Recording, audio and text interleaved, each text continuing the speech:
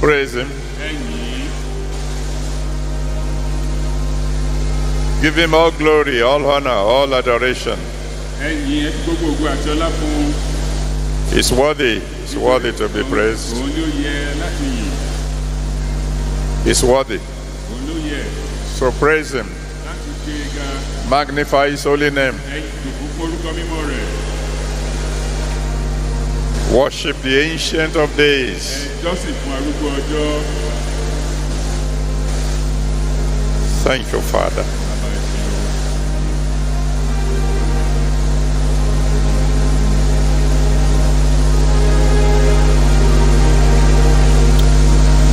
Thank you, Jesus.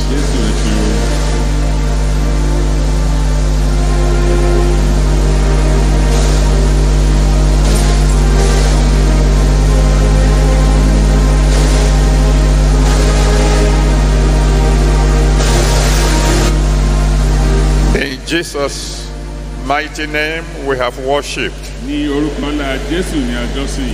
Lift your voice to him loud and clear. And say, Father,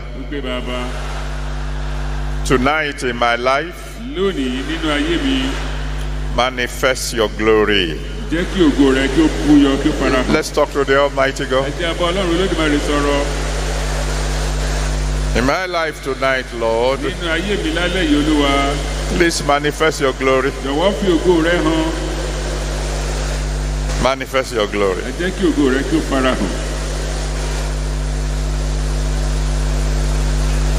Thank you, Father.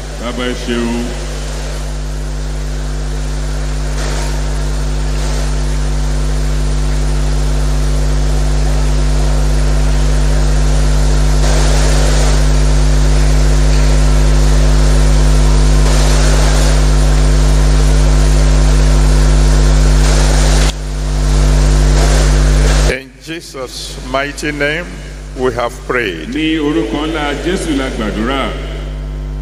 We give you all the glory. We give you honor. We give you all the glory. We give you honor. Amen. We give you all the glory. We give you honor. We give you all the glory. We give you honor. Jesus, we give you all the glory. We give you honor. We give you all the glory. We give you honor. Savior, we give you all the glory. We give you honor. We give you all the glory. We give you honor. Healer, we give you all the glory. We give you honor.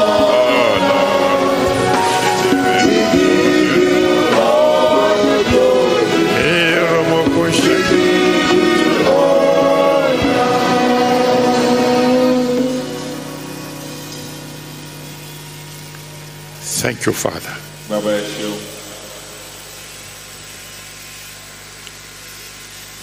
Daddy asked me to tell someone here that as far as you are concerned, the night is over.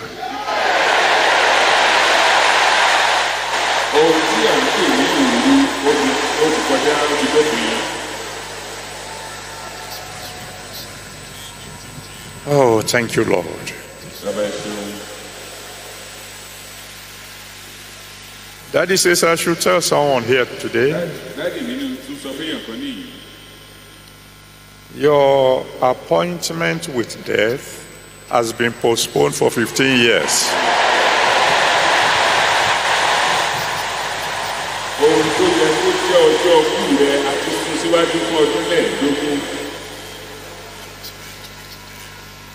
Oh, blessed be your name.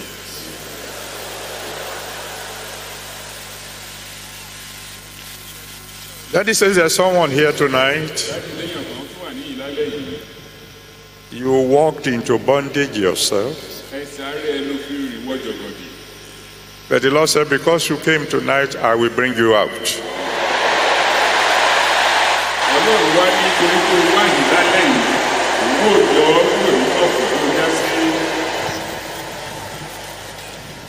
So, Father, we just want to say thank you. Thank you for Monday. Thank you for Tuesday. Thank you for Wednesday. Thank you for what you did last night. Thank you for what you've already done today. Thank you in advance for tomorrow. Thank you for all the previous congresses. Accept our thanks in Jesus' name. Thank you for January. Thank you for February. Thank you for March. Thank you for April. Thank you for May. Thank you for June. Thank you for July.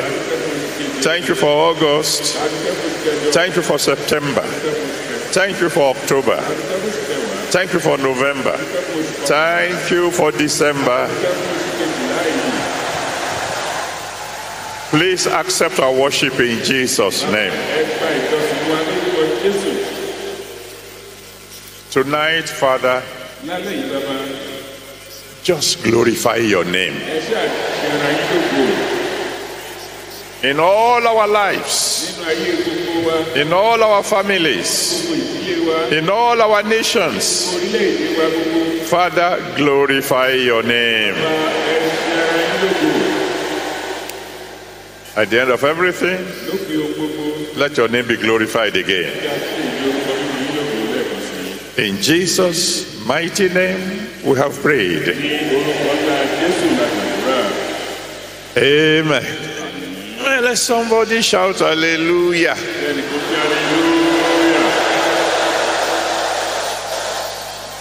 And then shake hands with one or two people. He said, good evening, elect of God. Good evening, elect of God.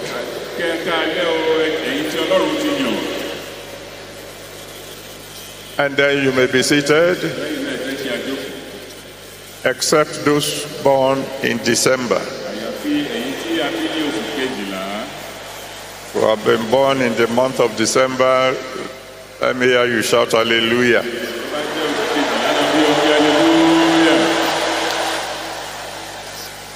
Father, I want to thank you for your children born in the month of December. December is the last month of the year, and you always reserve the best in the last. For these your children, give them the best. Physically, give them the best. Materially, give them the best. Spiritually, give them the best. And let their new year be better than the previous ones. In Jesus' mighty name, we have prayed. Once again, born in December, shout hallelujah.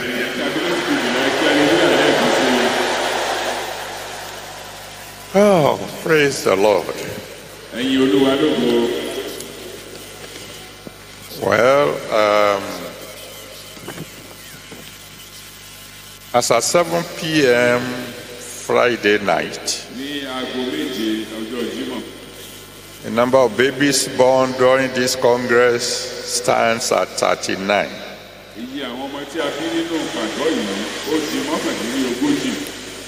And the boys have taken over.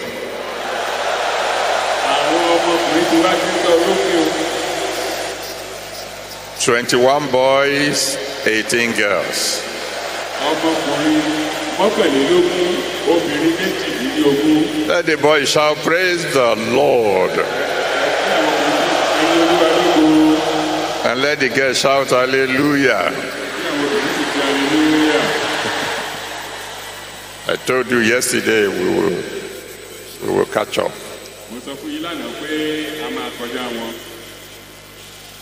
Just one or two announcements very quickly. Àwọn ìfitónilétí bíi ẹ̀kan tàbí méjì. I'm happy to announce to you Inú mi dùn láti sọ fún yín. that the Redeemer's College of Technology and Management Pé ilé ìwé tí wọ́n dárúkọ yẹn is now open ó ti bẹ̀rẹ̀ iṣẹ́ ní pẹrẹu here at Redemption Camp. nínú ilẹ̀ ìgbàgbọ́ yìí. So if you are interested in technology or management, this is your opportunity. Tí o bá nífẹ̀ẹ́ sí ìmọ̀ ẹ̀rọ tàbí ti akọ́ṣẹ́mọṣẹ́ ọ̀pọ̀ àǹfààní ńlá lélẹ́yìí. And tell your friends and relatives Ẹ sọ fún àwọn ọ̀rẹ́ àti ìbátan yín gbogbo. by the grace of God, this particular College of Technology is extremely well equipped. Ilé ìwé títí ìmọ̀ ẹ̀rọ yìí ó jẹ́ ilé ìwé tó ní ohun gbogbo ní ànító àti àníṣẹ́kù. Another very important announcement. Ìfitónilétí bíi tó tún ṣe pàtàkì. It has been brought to my attention A ti fi tóbi létí. that some people are selling car keys, bracelets, etc., etc. Pé àwọn kan ń ta àwọn ohun tí a fi mú kọ́kọ́rọ́ tàbí ohun tí à ń gbé sọ́wọ́ tàbí ohun tí à ń gbé sọ́rùn pé àti bẹ́ẹ̀ bẹ́ẹ̀ lọ. with my picture or the picture of my wife Pẹ̀lú on it. àwòrán mi àti àwòrán ìyàwó mi. May I appeal to you in the mighty name of Jesus? Jọ̀wọ́ ẹ jẹ́ kí n bẹ̀ yín ní orúkọ Ọlọ́run. Don't buy it from them. Ẹ má rà á lọ́wọ́ wọn o. If you have bought them, Tó o bá ti rà á, throw them away. sọ wọ́n nù. If you see those who are selling them, Tó o bá rẹ́ni tí ń tà wọ́n, report them to the police. gbé ẹjọ́ wọn fún àwọn ọlọ́pàá. I didn't send them. Mo rán wọn o. I have nothing to do with them. Mi ò ní nǹkan kan ṣe pẹ̀lú wọn. I am an ordinary man. Erùpẹ̀ lásán lásán ọmọ ènìyàn lásán ni mí o. I am not God. N kì í sọ Ọlọ́run.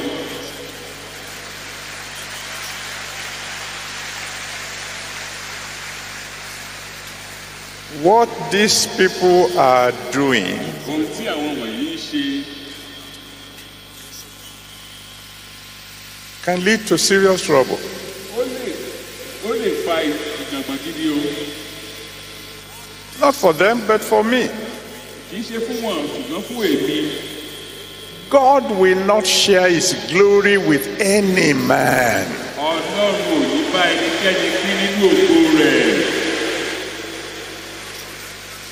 If at any time God senses that a man is trying to share his glory, that man is dead. Tí Ọlọ́run bá rí pé ẹnikẹ́ni fẹ́ bá òun pín nínú ògo òun, ẹni náà ti fi ilẹ̀ bóra bí aṣọ. And whether the devil likes it or not, I'm not going yet. Ilé ìṣúfẹ́ púpọ̀ o, àkókò mi ò tí ì tó. I am not going anywhere yet. Mi ò tí ì ṣetán tí mo fẹ́ lọ. So if you find anybody Tó bá rí ẹnikẹ́ni selling anything whatsoever tó bá ń ta ohunkóhun with my picture there, tí àwòrán mi ń bẹ́ẹ̀ bẹ́ẹ̀. either my picture with my wife or my picture with somebody else, Bóyá àwòrán mi àtìyàwó mi tàbí àwòrán mi pẹ̀lú tẹlòmíì. report them to the police. Ẹ fi ẹjọ́ wọn sọ ọlọ́pàá. It's not only that. Kì í sì yẹn nìkan. A woman bought one from them, Obìnrin kan ra ìkan lọ́wọ́ wọn. gave it to a child, Ó wá fún ọmọ kan. and you know children, Ẹ̀yin mọ bí àwọn ọmọdé ṣe rí. Anything you give them, they think it is food. So the child began to eat it. And when the mother tried to take it away, she saw that my picture there had opened. And underneath my picture was a picture of TB Joshua.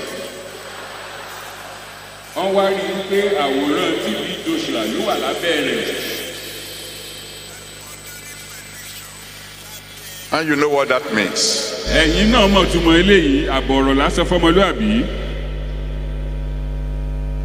Please don't cooperate with anybody who tries to kill me. I'm not dying yet. Amen. Ẹ jọ̀wọ́ ẹ má fọwọ́sowọ́pọ̀ pẹ̀lú ẹnikẹ́ni tó bá fẹ́ pa mí, n ò tí ì ṣetán tí mo fẹ́ kú. So if you find anyone selling this thing, tó bá rẹ́ ẹnikẹ́ni tó ń ta àwọn nǹkan wọ̀nyí, report them to the police. Ẹ jọ̀wọ́ ẹ fẹjọ́ wọn sùn ọlọ́pàá. Do I hear amen to that? Ẹ sọ àmì kí n gbọ́. All right. December 31. Ọjọ́ 21 oṣù kejìlá. Here in this auditorium, nínú gbọ̀ngàn tá a wà yìí, we will have the last Holy Communion service of this year. A ó ní oúnjẹ alẹ́ Olúwa tó kẹ́yìn ní tọdún yìí. Don't worry yourself whether the devil likes it or not. You are going to see the new year. Amen. Má jẹ́ kẹ́rù ó bà ọ́ bí Sátánì fẹ́ bó kọ wà lọ́dún tí ń bọ̀. After that, we'll have service of songs. Lẹ́yìn náà a ó ní ìsìn orin. And then we'll have the crossover service. A ó sì wá ṣe àìsùn ọdún tuntun.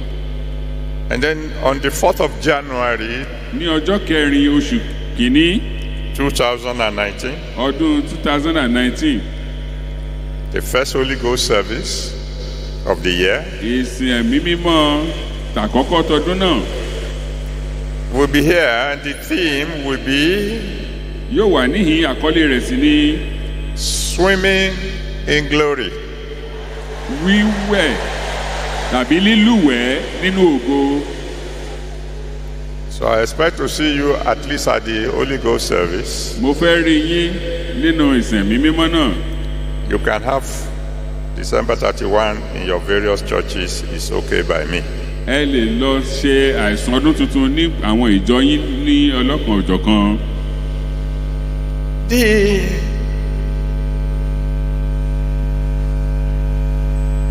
The way things will go tonight, bí ohun gbogbo ṣe máa lọ lálẹ́ yìí, is different from what you are used to. Á yàtọ̀ gédégédé sí ohun tí a ti mọ̀ tẹ́lẹ̀. Because something happened overnight. Torí nǹkan kan ṣẹlẹ̀ mọ́jú òní.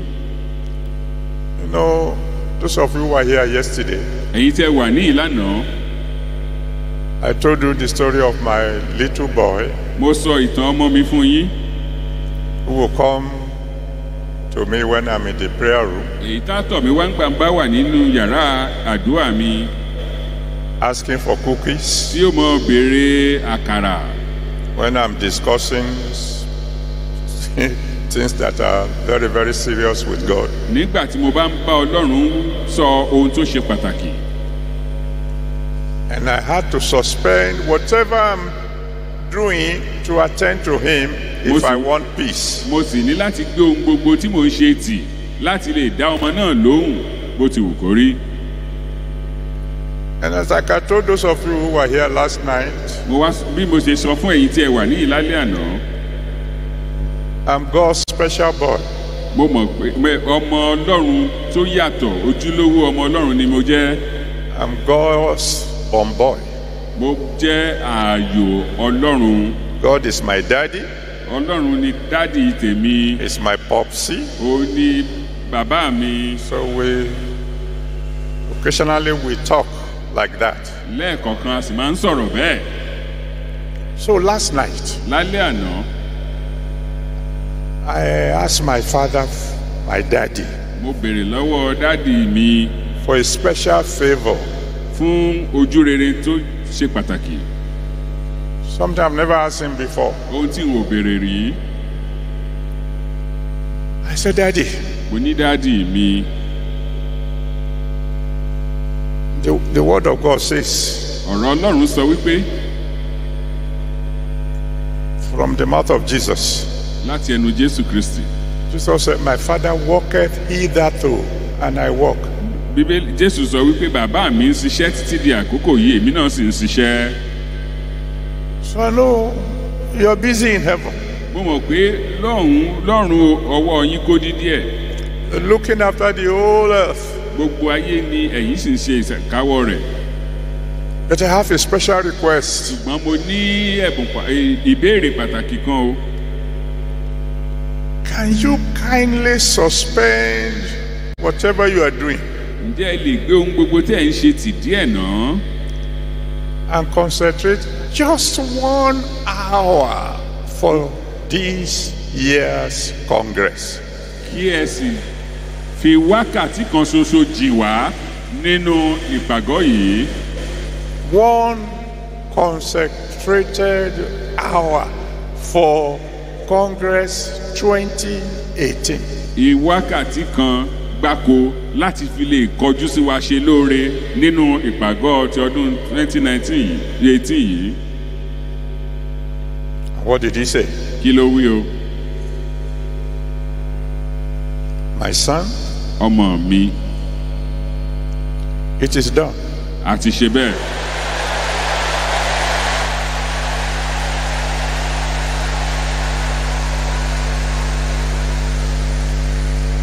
So my preaching tonight will be probably maybe 15 minutes or 20.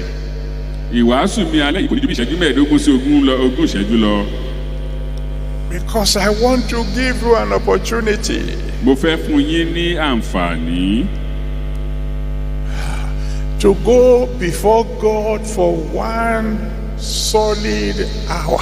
láti bá Ọlọ́run sọ̀rọ̀ fún odidi wákàtí kan gbáko.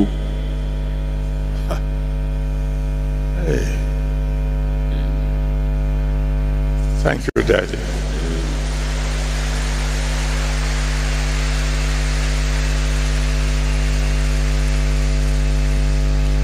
Daddy asked me to tell somebody here. Láti ní kí n sọ fún èèyàn kan níhìn-ín He said, I assure you, pé mo fi dá ọ lójú. you will not carry failure into the new year. Ìjákulẹ̀ tó ń bẹ lọ́wọ́ rẹ tó rọ̀ mọ́ ọ yẹn ò ní pé wọnú ọdún tuntun. Like I said, I'm going to be very brief.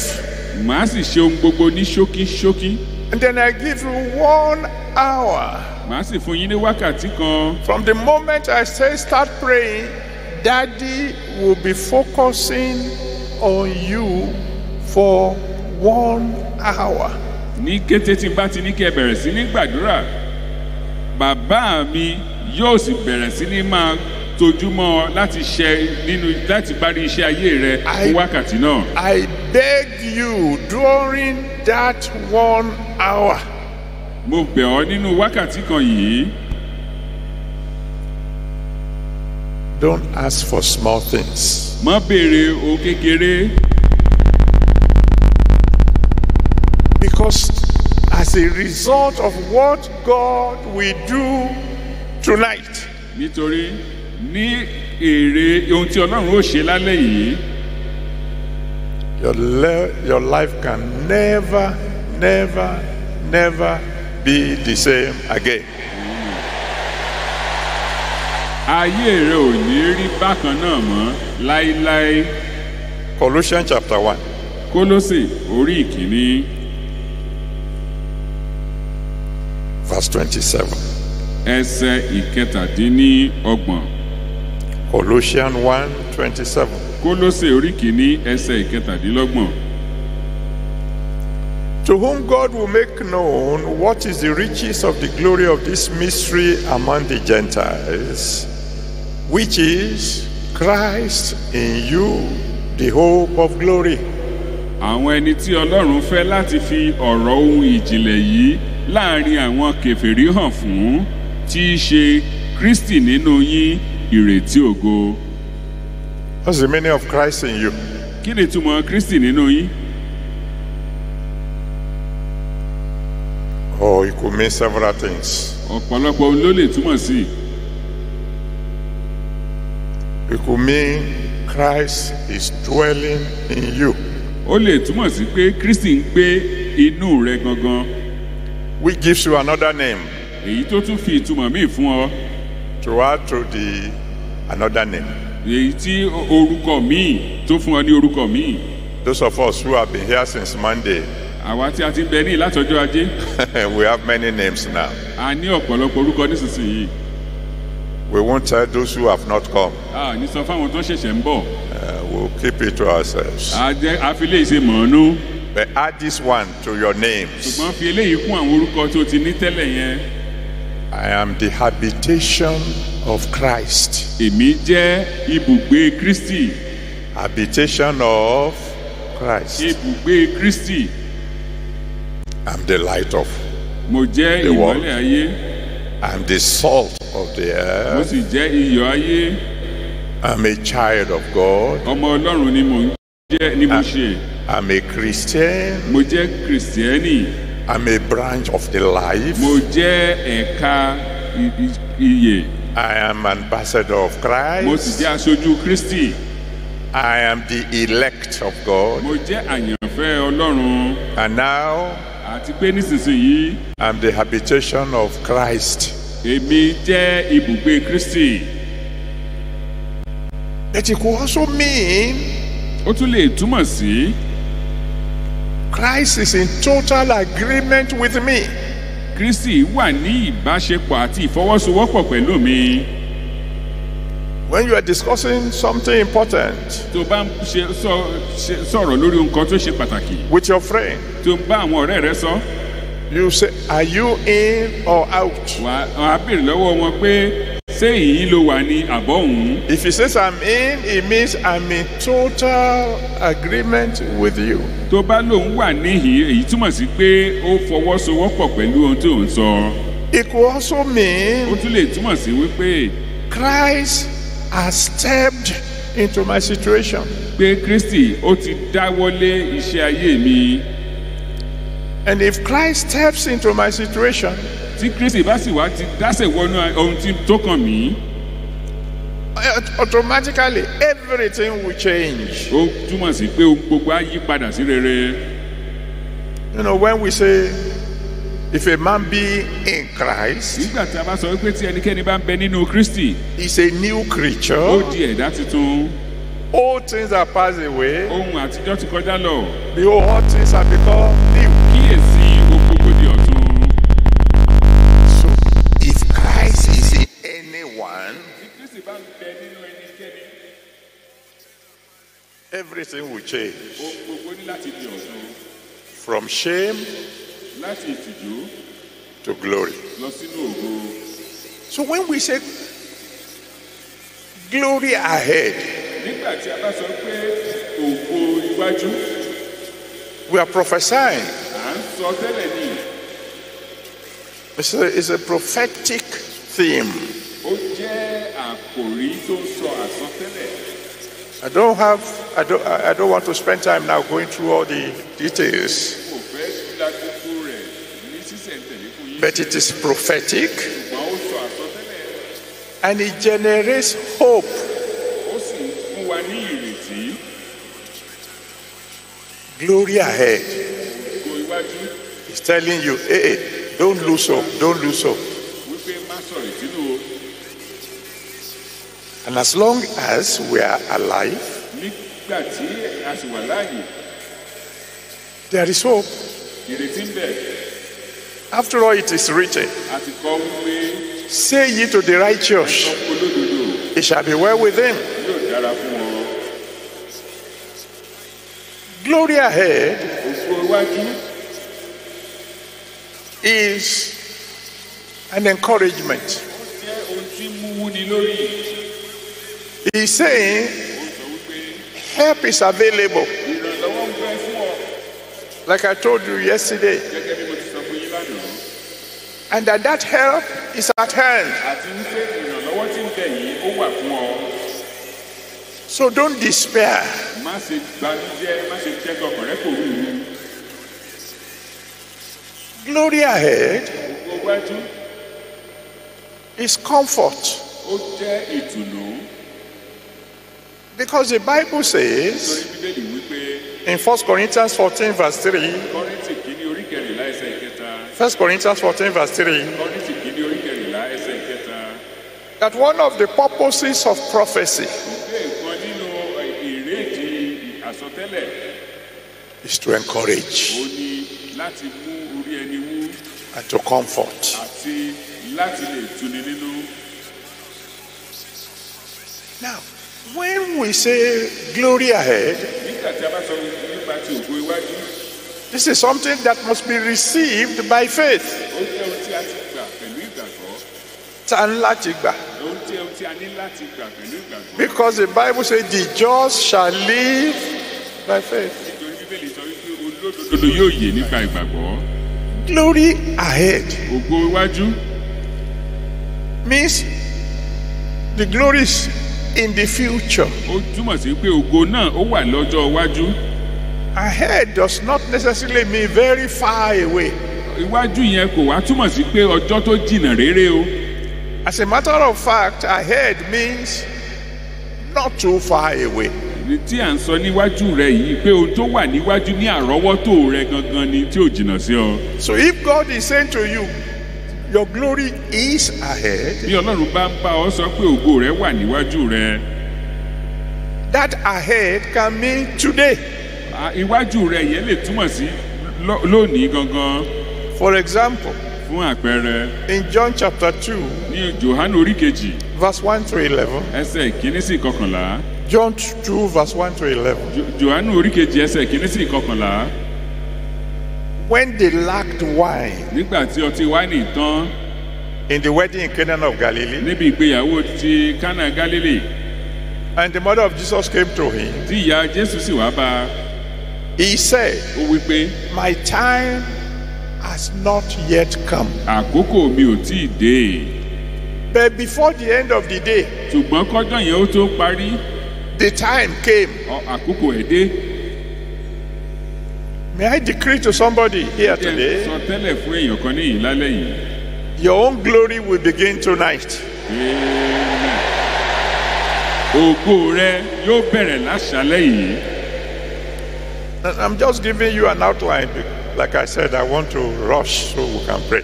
Mo kàn ń sọ gbogbo rẹ̀ lérèfé fún yín ni nítorí pé àwòrán ọjọ́ mùsùlùkùn.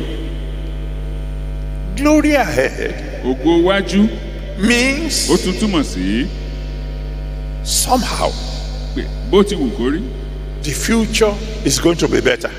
ọjọ́ ọ̀la rẹ yóò dára. The glory of the latter house Ògo ilé ìkẹyìn is going to be better than that of the former. yóò sàn ju ti ilé àkọ́kọ́ lọ. It means Ó túmọ̀ sí pé your best is yet to come. pé èyí tó dáa jù rẹ o ó sì ń bọ̀.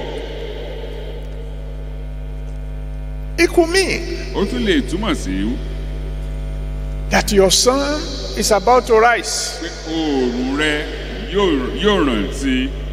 And I thank God, God has already spoken to someone. Mo sì dá inú mi dùn, mo dúpẹ́ lọ́wọ́ Ọlọ́run pé Ọlọ́run ti sọ nípa tẹnìkan That concerning that fellow, pé nípa tiẹ̀ o the night is over. pé ọtí à ń pè ní àṣálẹ́ tàbí òru ó ti dópin. Glory ahead Ògo iwájú could mean ó tún lè túmọ̀ sí pé that the present is not so good. ohun tí òun là kọjá lọ́ọ́lọ́ yìí ó lè má fi gbogbo ara dáa tó bẹ́ẹ̀. But that things will not remain the same. Ṣùgbọ́n o bó ti wù kó rí o ohun gbogbo ò ní dúró ti rí báyìí lọ títí. Or it could mean, Ó tún lè túmọ̀ sí oh, things are good, pé ohun kan tiẹ̀ dáa. but that things are about to get better. Ṣùgbọ́n o ọjọ́ ọ̀la tún máa dáa sí i. For example, Fún àpẹẹrẹ, Elisha Èlíṣà was already a wealthy farmer. ó jẹ́ àgbẹ̀ tó ti rí ṣe. And by the time the Almighty God stepped into his situation, ṣùgbọ́n nígbà tí Ọlọ́run Olódùmarè dáwọ́lé ayé rẹ̀, he became the father of kings. ó di bàbá fún àwọn ọba. Glory ahead Ògo iwájú could mean, ó lè túmọ̀ sí oh, things are glorious at the moment, bá a ṣe ń sọ lọ́wọ́lọ́wọ́ yìí ohun gbogbo tilẹ̀ dára ó rẹwà ó lógo. but God wants to move you to a new level of glory. ṣùgbọ́n Ọlọ́run wá fẹ́ mú ọ lọ láti inú ògo dé inú ògo. Because according to 1 Corinthians 15, nítorí gẹ́gẹ́ bí ìwé Kọ́ríńtì kìíní orí kẹẹ̀ẹ́dógún verse 4, ẹsẹ̀ ìkẹrin.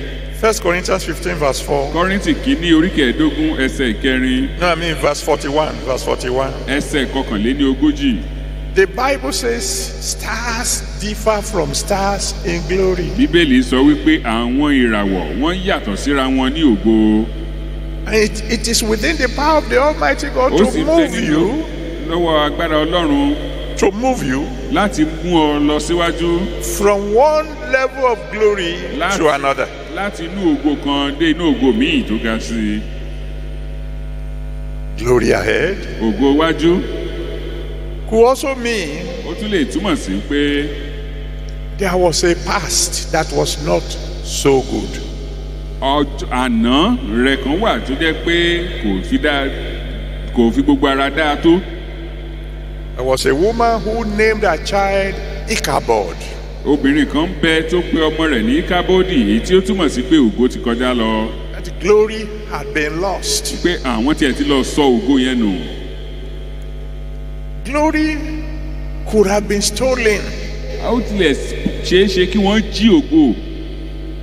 The Bible says a new king arose that didn't know Joseph. Bíbélì sọ wípé ọba kan jẹ tí kò mọ Jósẹ́fù rí. And the children of Israel who were living gloriously suddenly found themselves to be slaves. Àwọn ọmọ Ísírẹ́lì tí wọ́n ń gbé nínú ògo nígbà kan rí wọ́n rí i pé àwọn ti di ẹrú. So if your glory had been stolen, Tó bá jẹ́ pé a ti jí ògo rẹ, and God now is saying glory ahead, tí Ọlọ́run wá ń sọ pé ògo iwájú, it means He's about to change the problems of the past into a glorious future. ó túmọ̀ sí pé Ọlọ́run wá fẹ́ sọ àwọn ìṣòro àtẹ̀yìnwá rẹ padà, ó fẹ́ sọ wọ́n di ògo fún ọ. Glory ahead Ògo iwájú could mean that some people have never even known glory before. ó lè túmọ̀ sí pé àwọn kan tilẹ̀ ń bẹ tí wọn ò tiẹ̀ mọ ohun tí à ń pè ní ògo rí nínú ayé wọn.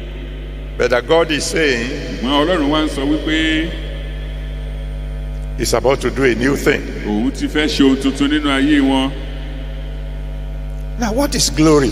Kí ni ohun tí à ń pè ní ògo? Glory is the opposite of shame.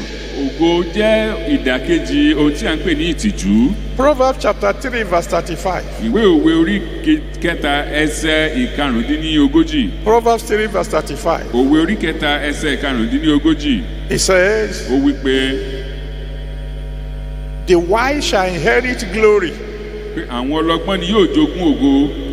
but shame shall be the promotion of fools. Ṣùgbọ́n àwọn aṣiwèrè ni yóò ru ìtìjú wọn.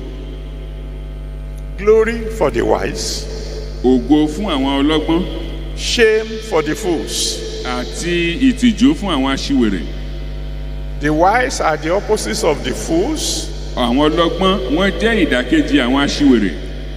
and so glory is the opposite of shame. Bẹ́ẹ̀ sì ni ògo jẹ́ ìdàkejì ohun tí à ń pè ní ìtìjú. So when God says glory ahead, Nígbà tí Ọlọ́run wá sọ pé ògo iwájú yìí, it means ó túmọ̀ sí pé shame is about to end in your life. amen. Ògo tí ó jẹ́ ìtìjú ó máa dópin nínú ayé ẹ. And there are certain things that cause shame. Àwọn nǹkan kan sì ẹ̀sìn lẹ́ ń bẹ tó máa ń fa ìtìjú nínú ayé ènìyàn. Sickness, Àìsàn, particularly disease. pàápàá àìsàn tí ò gbóògùn. You're not likely to see somebody going around advertising that he has HIV, AIDS. Ó ṣọ̀wọ́n ká tó rí ẹni tí ń jáde káàkiri tí ń fi yangàn wípé àìsàn éèdì kò gbóògùn lòún gbé kiri ló fi ń ṣayọ̀ọ́yọ̀. Failure, can cause shame. ìjákulẹ̀ ó lè fa ìtìjú. You won't see a student coming home shouting glory, glory after he has just failed an exam. ẹ ní jẹ́ rí ọmọ iléèwé kínú rẹ̀ mọ́ dùn kó mọ́ yọ̀sìnkì bí ìránú ṣúgà pé òun ló rúgbò wálé. Defeat can cause shame. ìjákulẹ̀ ó lè fa ìtìjú. When Nigerian team won the World Cup, nígbà tí orílẹ̀-èdè nàìjíríà gba ife ẹ̀yẹ ti àgbáyé several years ago, lọ́pọ̀lọpọ̀ ọdún sẹ́yìn, the day they arrived in Nigeria, ọjọ́ tí wọ́n dé ìlú yìí tí wọ́n padà dé, Lagos stood still gbogbo èkó ló dúró ti rí fún wọn as they drove through the streets. bí wọ́n ṣe ń lọ láti òpópónà dé òpópónà. Next time they went to compete, nígbà tí wọ́n tún padà lọ and they defeated them in the first round, tí wọ́n nà wọ́n bí ẹni na bàrà, nobody knew when they came in, kò sẹ́ni tó mọ̀ nígbà wọ́n yọ wọlé. because there's nothing glorious in defeat. kò sí ohun tí ó ń jẹ́ ògo nínú àlùbọ́lẹ̀. There's nothing glorious in stagnation. kò sì sí ohun tó lógo nínú kádúró ti rí láì ní ìlọsíwájú. It's nothing glorious to say that I have been on one spot for 20 years, no promotion. kò sí kì í ṣe ohun àmúyangàn wípé èèyàn ti wà lójú kan fún 20 ọdún láì ní ìgbéga. Nothing glorious in bondage. bẹ́ẹ̀ sì ni kò sí ohun ògo kankan nínú ìdè. You will not see somebody who will come forward and say, glory be to God, I just discovered I'm a witch. kò sí ẹni tó máa bọ́ síta pé a dúpẹ́ lọ́wọ́ ọlọ́run o òun ṣẹ̀ṣẹ̀ rí pé àjẹ́ lòun. There's nothing glorious in sorrow. kò sì sí ohun àmúyangàn tàbí ohun tó lógo nínú ìbànújẹ́. So, glory means the absence of all these terrible things. ògo tí à ń sọ̀rọ̀ rẹ̀ yìí ó wá túmọ̀ sí pé ohun gbogbo ohun tí ò dáa wọ̀nyí tí a ti dárúkọ yìí wọn ò sí nínú ayé ènìyàn kan. Oh, thank you, Father. Amen. The Lord asked me to tell someone olúwa ní kí n sọ fẹ́yàn kan níyì very soon, pé láìpẹ́ your song will be, orin tí wàá máa kọ nìyí. now the battle is over. Now the battle is nísìnyí tí over. ogun ti kọjá ogun ti ṣẹ́. Now the battle is over. nísìnyí tí ogun ti tán I am more than a conqueror. èmi ti ju aṣẹ́gun lọ. If you are the one, let me hear you bá jẹ́ shout wọlé ké amen. hallelujah ké ògo.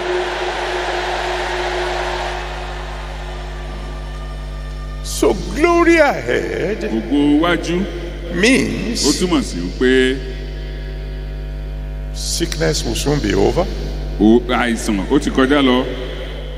Failure will soon be forgotten. bẹ́ẹ̀ ni ìkùnà náà yóò kọjá lọ. Defeat will no longer be available to you. àlùbọ́lẹ̀ kò ní sí mọ́ rárá.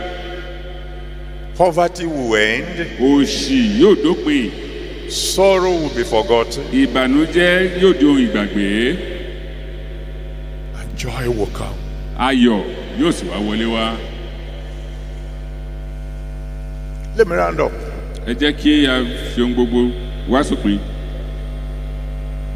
I'm doing this in your interest. I have my notes. I've prepared my notes. mo ti kọ ohun gbogbo lẹ̀ tó yẹ kí n máa sọ lẹ́sẹlẹ́sẹ ṣùgbọ́n nítorí tí mo fi gbogbo ẹ̀ wá sópin lẹ́yìn. That 1 hour is about to begin. wákàtí kan tí à ń sọ yìí ti fẹ́ bẹ̀rẹ̀. Glory belongs to the wise. ògo ó wà fún àwọn ọlọ́gbọ́n nìkan. From now on, láti sísìnyí be wise. jẹ́ ọlọ́gbọ́n. The wise shall inherit glory. àwọn ọlọ́gbọ́n ni yóò jogún ògo. Be wise. jẹ́ ọlọ́gbọ́n. He that winneth souls is wise. ẹnikẹ́ni tó bá ń jèrè ọkàn ó jẹ́ ọlọ́gbọ́n. You know the reverse of that? Ǹjẹ́ ẹ mọ ìdàkejì rẹ̀? He that is not winning souls is foolish. Ẹnikẹ́ni tó kọ̀ tí ò jèrè ọkàn, ó jẹ́ aṣiwèrè. Be wise. Jọ̀wọ́ jẹ́ ọlọ́gbọ́n. Pay your vows. San ẹ̀jẹ́ rẹ̀. Because the Bible Torí says Bíbélì wípé God has no interest in the promises of fools. nítorí Bíbélì wípé Ọlọ́run ò ní inú dídùn sí ẹ̀jẹ́ àwọn aṣiwèrè. Be wise. Jẹ́ ọlọ́gbọ́n. Because the Bible says the fool say there is no God. Bíbélì sọ wípé àwọn aṣiwèrè wí ní ọkàn wọn pé Ọlọ́run ò sí. Be wise. Jẹ́ ọlọ́gbọ́n. The Bible says he that cometh to God Ọ̀pẹ ẹni tí ó tọ̀ Ọlọ́run wá must believe that he is, pé òun wà and is a rewarder of those who diligently seek him. àti pé òun sì ní olùsẹ̀san fún àwọn tí ó farabalẹ̀ wá. Be wise. Jẹ́ ọlọ́gbọ́n. Seek God diligently. Wá Ọlọ́run pẹ̀lú tọkàntọkàn kí ó farabalẹ̀ wá. We're going to pray A ó gbàdúrà for 1 hour. fún wákàtí kan. If you like, Tó bá wù ọ́, within that 1 hour, ní àárín wákàtí kan yìí, fall asleep. sùn kó o sùn fọ́nfọ́n. An opportunity like this Ṣùgbọ́n irú àǹfààní báyìí will never come again. ó lè má wà, kò ní wá mọ́. It's not me. It will not come again. Kò ní wá mọ́ o.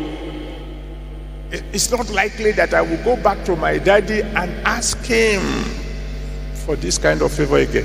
Kò dàbí pé màá tún padà lọ bá dádì mi wípé kó tún fún wa ní irú àǹfààní báyìí mọ́. If I were you, Tó bá jẹ́ mi nìwọ ni, all those things I've asked God for that have not been granted up to this moment, gbogbo tí mo ti ń wojú Ọlọ́run fún tí ọwọ́ mi ò tí ì tẹ̀ yẹn, I will assemble them now màá kó gbogbo wọn jọ, and present them to God again. màá tún wọn mú wá síwájú Ọlọ́run. If I were you, Tó bá jẹ́ mi nìwọ ni, I won't be asking for small things. n ò ní béèrè ohun kékeré. I will be asking things like, God, Màá máa béèrè ohun ńlá bíi pé Ọlọ́run, don't let my sun set má jẹ́ oòrùn mi ó wọ̀ láéláé in the afternoon. lọ́sàn-án gangan. Almighty God, Ọlọ́run Olódùmarè, anoint me like nobody else. fi àmì òróró yàn mí ju ti ẹnikẹ́ni lọ. Almighty God, Ọlọ́run Olódùmarè, let me be one of your favorite children. jẹ́ ń jẹ́ ọ̀kan lára àwọn àyànfẹ́ ọmọ rẹ̀. Almighty God, Ọlọ́run Olódùmarè, put an end to shame in my family. fòpin sí ìtìjú nínú ìdílé mi. Don't let me know sorrow again. Má jẹ́ n mọ ohun tí à ń pè ní ìbànújẹ́ I mọ́. will ask for big things. Màá béèrè ohun ńláńlá. I'm not going to tell you what to pray for. Mi ò ní sọ fún ohun tó yẹ kó o gbàdúrà fún. The 1 hour begins now. Wákàtí náà bẹ̀rẹ̀ báyìí. Go ahead and begin to talk to the Almighty Tẹ̀síwájú God. bá Ọlọ́run Olódùmarè sọ̀rọ̀. You have 1 hour Ẹ ní wákàtí kan gbáko in which to talk to the Almighty God. láti bá Ọlọ́run Olódùmarè sọ̀rọ̀. The altar is open. Ẹ lè wá síwájú pẹpẹ. You can come and just settle with the Almighty God. Kí o sì bá Ọlọ́run Olódùmarè sọ̀rọ̀ For 1 hour. fún wákàtí kan gbáko. Nobody is going to stop you until it is 1 hour. Kò sẹ́ni tí ò dá yín dúró tí wákàtí kan náà yá fi pé. And it's up to you what you do with that 1 hour. Ohun tó wàá ṣe fún wákàtí kan yẹn kù sí ọ lọ́wọ́.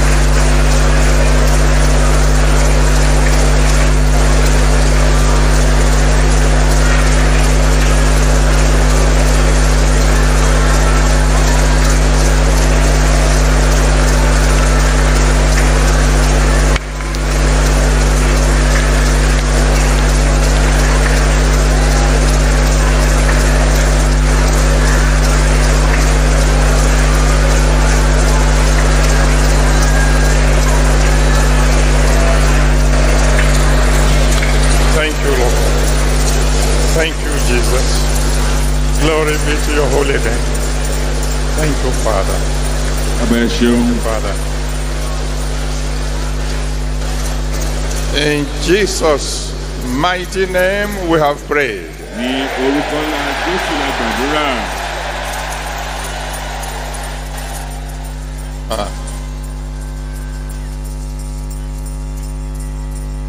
Even before you get to your seat, Kí ẹ tilẹ̀ tó padà sáàyè yín. let your testimonies begin. Kí ẹ̀rí yín kí ó bẹ̀rẹ̀ lọ́gán.